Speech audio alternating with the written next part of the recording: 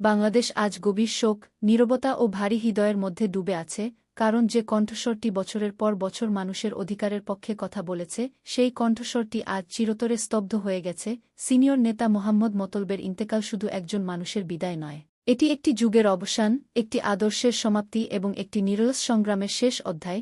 তিনি ছিলেন সেই বিরল নেতা যিনি ক্ষমতার চেয়েও জনগণের দুঃখ, কষ্টকে বেশি গুরুত্ব দিয়েছেন, যিনি সংসদের ভেতরেও জনগণের কণ্ঠস্বর ছিলেন এবং গ্রাম, শহর ও প্রান্তিক মানুষের মাঝেও একই আন্তরিকতা নিয়ে দাঁড়িয়েছেন। মোহাম্মদ মতলব রাজনীতিকে কখনো ব্যবসা বানাননি, বরং একে ইবাদতের মতো পবিত্র মনে করেছেন। তার কথায় ছিল না ফাঁকা প্রতিশ্রুতি, বরং ছিল বিশ্বাস ও দৃঢ়তা।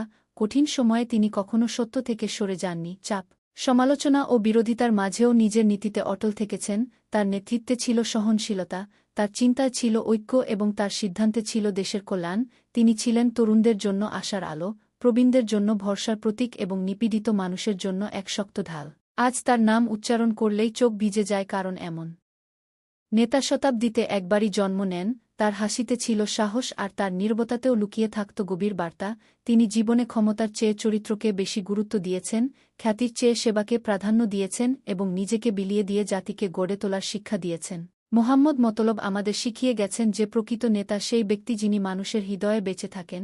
আজ তিনি শারীরিকভাবে আমাদের মাঝে নেই, কিন্তু তার আদর্শ, তার সংগ্রাম এবং তার স্বপ্ন বেঁচে আছে প্রতিটি সেই হৃদয়ে যারা ন্যায়, সমতা ও সত্যে বিশ্বাস করে। তার প্রয়াণে জাতি এক অপূরণীয় শূন্যতা অনুভব করছে, কিন্তু একই সঙ্গে এই দায়িত্ব আরও বেড়ে গেছে যে তার অসমাপ্ত মিশন আমরা এগিয়ে নিয়ে যাব। বাংলাদেশের ইতিহাসে মোহাম্মদ মতলবের নাম চিরকাল সম্মান, গৌরব ও শ্রদ্ধার সঙ্গে উচ্চারিত হবে, কারণ জাতি কখনো তাদের ভুলে যায় না যারা নিজের জীবন উৎসর্গ করে জাতির ভবিষ্যৎ নির্মাণ করেন। আজ প্রতিটি হৃদয় ভারাক্রান্ত, প্রতিটি চোখ অশ্রুসজল, কিন্তু এই শোকের মধ্যেই জন্ম নিচ্ছে এক দৃঢ় অঙ্গীকার, মোহাম্মদ মতলবের স্বপ্নের বাংলাদেশ, ন্যায়ভিত্তিক, জনবান্ধব ও শক্তিশালী বাংলাদেশ। আমরা